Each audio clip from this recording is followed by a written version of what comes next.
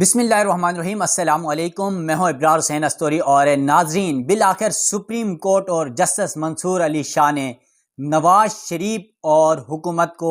بڑا سرپرائز دے دیا ہے۔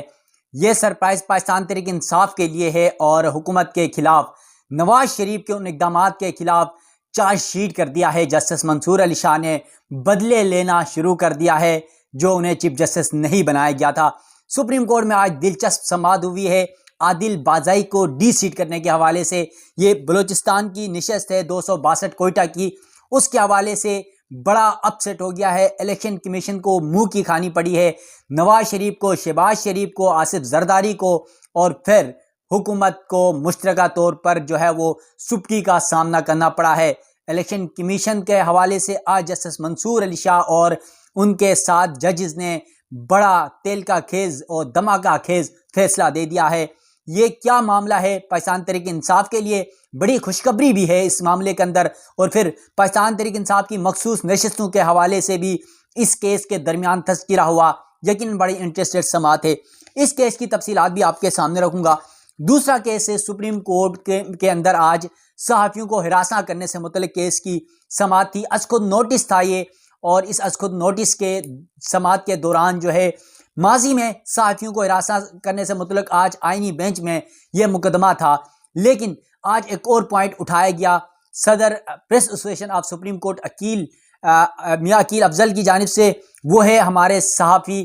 قمر میکن کو ہراساں کیا جانے کے حوالے سے۔ گزشتہ روز سے میں ٹویٹس کر رہا ہوں کہ کچھ سادہ کپڑوں میں ملبوس اہلکار یا کچھ ایسے لوگ جو ویگو ڈالے کے ساتھ ان کے گھر اور ان کے رشتہ داروں کو ادھر ادھر چھاپے مار رہے ہیں قمر میکن کی گرفتاری کے حوالے سے۔ اور پھر قمر میکن کے پاس ایسا کیا راز ہے؟ صحافی ہیں، یقیناً وہ پاکستان تحریک انصاف تصور کیے جاتے ہیں ضرور، لیکن صحافیوں کی اپنی ایک رائے ہوتی ہے۔ لیکن ان کے پاس ایسا کیا راز ہے جس کی وجہ سے انہیں گرفتار کرنے کے لیے کوئی کیس نہیں ڈالا جا رہا ہے، کوئی وہ نہیں، لیکن انہیں اٹھانے کی، انہیں اغوا کرنے کی جو ہے وہ ایک کوشش کی جا رہی ہے، اس کے گھر میں چھاپے مارے جا رہے ہیں۔ اس حوالے سے معاملہ بھی آج سپریم کورٹ کے سامنے اٹھایا گیا ہے، اس کے اوپر بھی بڑی ڈیولپمنٹ ہو گئی ہے۔ تو یہ دونوں مقدمات کی سماعت کا احوال آپ ناظرین کے سامنے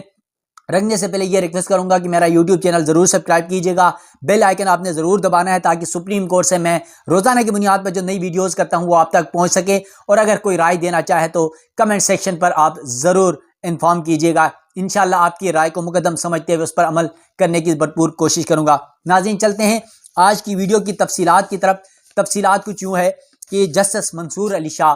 بینچ نمبر 1 میں آج سماعت کر رہے تھے مقدمات کی۔ ایک مقدمہ تھا، عادل بازائی ہیں ممبر اسمبلی پاکستان تحریک انصاف کی جانب سے، وہ ممبر اسمبلی آزاد الیکشن لڑے پاکستان تحریک انصاف اور سنی اتحاد کونسل کے جو ہے وہ حمایت یافتہ کینڈیڈیٹ تھے، اور وہ جیت گئے۔ جیتنے کے بعد معاملہ کچھ یوں ہوا کہ حکومت کی جانب سے، نواز شریف کی جانب سے ایک الیکشن کمیشن کو اور قومی اسمبلی کے اسپیکر کو ایک بیان حلفی کا معاملہ سامنے لاتے ہوئے یہ کہا گیا کہ عادل بازائی نے مسلم لیگ نون میں شمولیت کی ہے، جبکہ یہ کہا جا رہا ہے عادل بازائی کی جانب سے کہ یہ جو بیان حلفی جمع کرائی گئی ہے، یہ بیان حلفی جو ہے وہ غلط ہے اور میرے دستخط جعلی ہیں، جبکہ میں نے اصل بیان حلفی جو میں نے پاکستان تحریک انصاف میں شمولیت کی ہے اس حوالے سے میرا جو اصل بیان حلفی ہے اسے نظر انداز کیا گیا۔ یعنی یہ بڑا سرپرائز تھا، اور انہیں الیکشن کمیشن نے اسپیکر کے کہنے پر نواز شریف نے بطور مسلم لیگ نون صدر اسپیکر کو جو ہے وہ خط بھیجا، اور اسپیکر نے جو ہے ان کو ڈی سیٹ کرنے کے لیے الیکشن کمیشن کو پہ معاملہ آیا، اور الیکشن کمیشن نے 21 نومبر کو عادل بازائی کو ڈی سیٹ کیا، یعنی ان کی ممبر اسمبلی کی جو نشست ہے وہ ختم کر دی گئی۔ آج اس کیس کی یقیناً انتہائی اہم سماعت تھی۔ جسٹس منصور علی شاہ کی سربراہی میں 3 رکنی بینچ اس کیس کی سماعت کر رہا تھا۔ سپریم کورٹ کے 3 رکنی بینچ نے جسٹس منصور علی شاہ کی سربراہی میں عادل بازائی کو ڈی سیٹ کرنے کا 21 نومبر کا الیکشن کمیشن آف پاکستان کا فیصلہ معطل کرتے ہوئے کیس کی سماعت 12 دسمبر تک ملتوی کی۔ اب اس کیس کی سماعت کے دوران دلچسپ گفتگو ہوئی ہے۔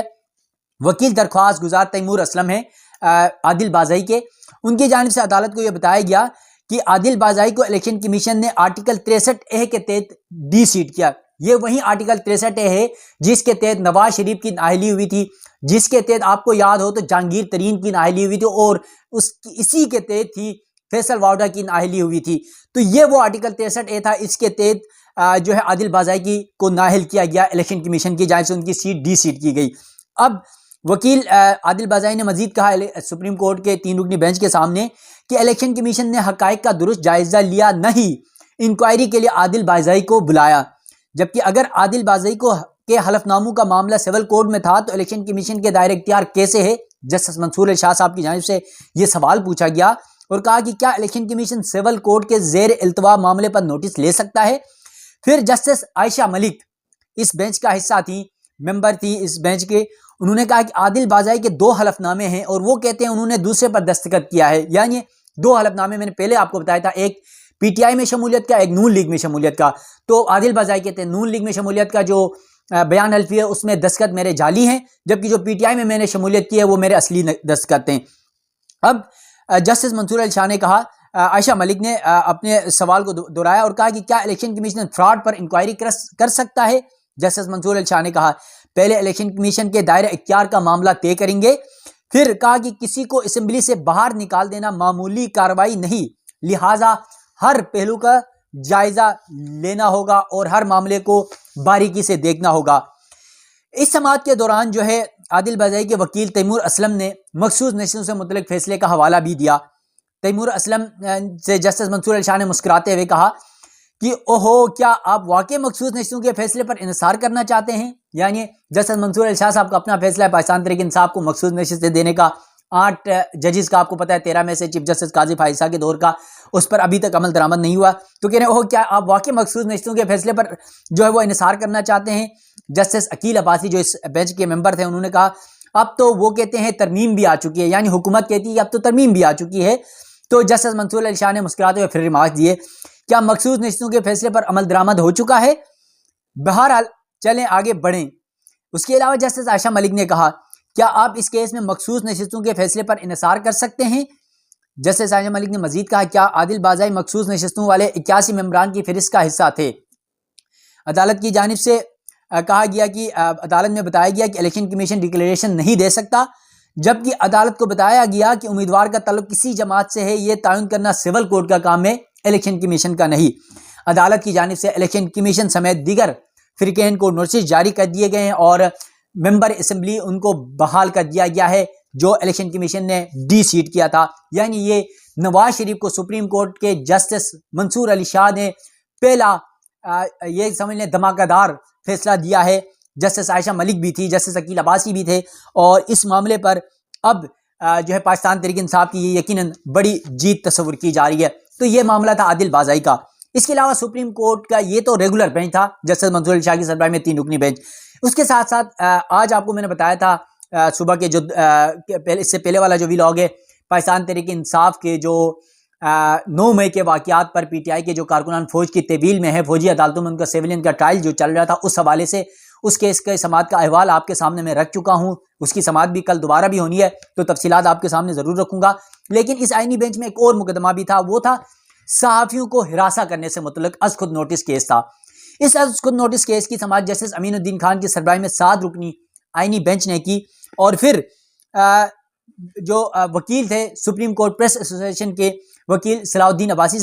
الدین صاحب، ان کی جانب سے عدالت کو یہ بتایا گیا کہ 3 سال ہو گئے ہیں، اس کیس میں اب تک کوئی پیش رفت سامنے نہیں آئی ہے.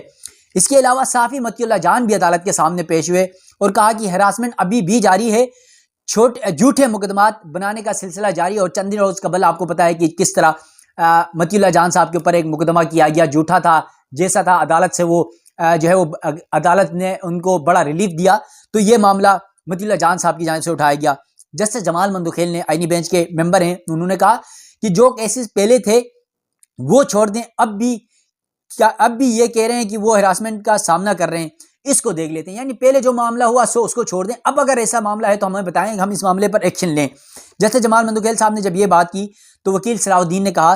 کہ ایف آئی اے انکوائری کے لیے نوٹسز بھیجتی ہے اور پھر صحافیوں کو اٹھاتی ہے. اس کے علاوہ جسٹس محمد علی مظہر نے کہا اگر قانون کی خلاف ورزی نہیں ہوتی تو ہراسمنٹ نہیں ہونی چاہیے. پھر اس دوران جب یہ معاملہ چل رہا تھا دوران سماعت، تو سپریم کورٹ پریس ایسوسی ایشن کے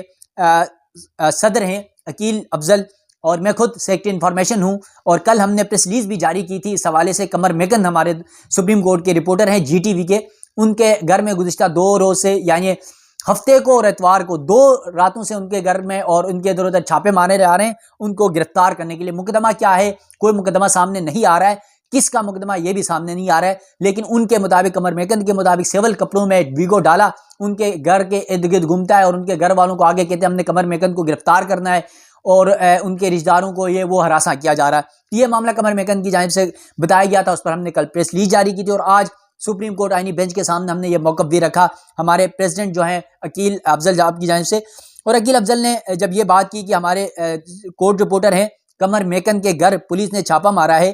تو اس پر جسٹس محمد علی مظہر نے کہا اس معاملے پہ بھی دیکھ لیتے ہیں کہ اصل معاملہ ہے کیا، اور عدالت کی جانب سے پھر ایڈیشنل اٹارنی جنرل کو معاملے پر آئی جی اسلام آباد سے بات کر کے آئندہ سماعت پر آگاہ کرنے کی ہدایت کر دی گئی، اور کیس کی مزید سماعت ملتوی کر دی گئی ہے۔ یعنی صحافیوں کو ہراساں کرنے کا معاملہ وہ کسی بھی حکومت کا دور رہا ہے، ماضی جو ہو یا موجودہ ہو، وہ سب کے سامنے رہا ہے، لیکن قمر میکن صاحب کے علاوہ بہت سارے نام سامنے آ رہے ہیں جن کے حوالے سے گرفتاریوں کے امکانات ظاہر کیے جا رہے ہیں صحافیوں کے حوالے سے، کیونکہ سب سے بڑی بات تو یہی ہوتی ہے کہ صحافیوں کی زبان بندی کرائی جائے تاکہ سچ سامنے نہ آ سکے۔ یقیناً یہ کون سا سچ ہے جو قمر میکن صاحب کے پاس ہے؟ میرے ذرائع یہ بتا رہے ہیں کہ قمر میکن، کیونکہ پاکستان تحریک انصاف کا 24 سے 27 نومبر تک جو پی ٹی آئی کا احتجاج ہوا ڈی چوک میں، اسلام آباد کا جو مارچ تھا، اس دوران قمر میکن بڑی رپورٹنگ کرتے رہے دن بھر، اور رات کو بھی جب آپریشن ہوا اس دوران بھی، اور خاص طور پہ 26 نمبر پہ میں خود اس کے ساتھ تھا، ہم دونوں نے بڑا وہاں پر آپریشن کے دوران بھی، اس کے علاوہ بھی ہم رپورٹنگ کرتے رہے، لیکن 26 نمبر میں ایسا کوئی واقعہ ان کے سامنے نہیں ہے۔ لیکن کچھ میرے ذرائع یہ بتا رہے ہیں کہ قمر میکن کے پاس، ہمارے ایک دوست ہیں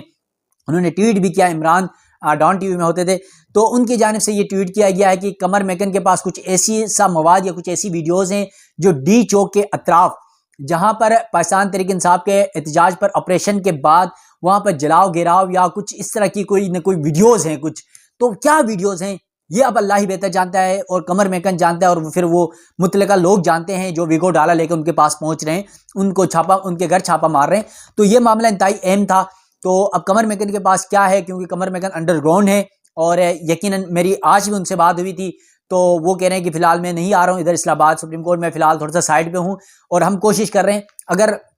قمر میکن کی طرف سے بھی کوئی ایسی چیز ہوئی ہے تو یقیناً بطور صحافی ہم سب کا فرض بنتا ہے کہ اس چیز کو نارملائز کریں، کہ ہمارے پاس اگر کوئی بھی ہم چیز رپورٹ کر رہے ہوں تو اس کے ہمارے پاس شواہد ہوں، اس کے ایک جو ایتھیکل جو گراؤنڈز ہوتے ہیں اس کے مطابق ہمیں چلنا چاہیے۔ ایسا نہیں کہ ہم مدر پیدر آزاد نہیں ہیں، ہم صحافی ہیں، ہمارے پاس جب تک کوئی شواہد نہیں ہو ہم بلا وجہ الزامات نہیں لگا سکتے۔ اور یقیناً آج بھی یہ بات ہم کر رہے تھے سپریم کورٹ کے اندر بیٹھ کے، پریس ایسوسیشن کے صحافیوں کے ساتھ بیٹھ کے، کہ جیسے پاکستان تحریک انصاف کے کارکنوں کی شہادت کے حوالے سے کہ یا سرائیاں افواہیں گردش کرتی رہیں، پی ٹی آئی نے کہا کہ سوشل میڈیا پر کارکنان نے کہا کہ اتنے بندے ہمارے جو ہے وہ شہید ہو چکے ہیں، پی ٹی آئی قیادت نے کچھ اور کہا، اچھا وزیر داخلہ محسن نقوی صاحب نے کچھ اور کہا، تو یہ سارے جو ہے وہ متضاد بیانات تھے۔ تو یقیناً ہم نے بھی بذات خود، میں نے کوئی ایسی جو ہے وہ لاش یا کوئی فائر ڈائریکٹ کسی کو لگتے ہوئے نہیں دیکھا، یقیناً ہوائی فائرنگ میں نے بھی دیکھی، میں بھی ڈی چوک کے اطراف تھا، لیکن کیونکہ میں رات کو 7-8 بجے وہاں سے آفس آ گیا تھا، اور اس کے بعد رات آپ کو پتہ ہے 10-11 بجے آپریشن ہوا، تو کچھ اس طرح کی چیزیں ہیں جن کو ہمیں بھی دیکھنا ہوگا، کہ جب تک ہم اپنی آنکھوں سے نہ دیکھیں یا ہمارے پاس کوئی ثبوت نہ ہو، یا کوئی ایسا اگر کوئی ڈی چوک کے اندر کوئی شہادت ہوئی ہے، کسی کو کوئی فائرنگ لگی ہے، تو ہمارے سامنے اگر ہو تو ہم کہہ سکتے ہیں، لیکن میرے سامنے ذاتی طور پر کچھ نہیں ہوا۔ لیکن قمر میکن صاحب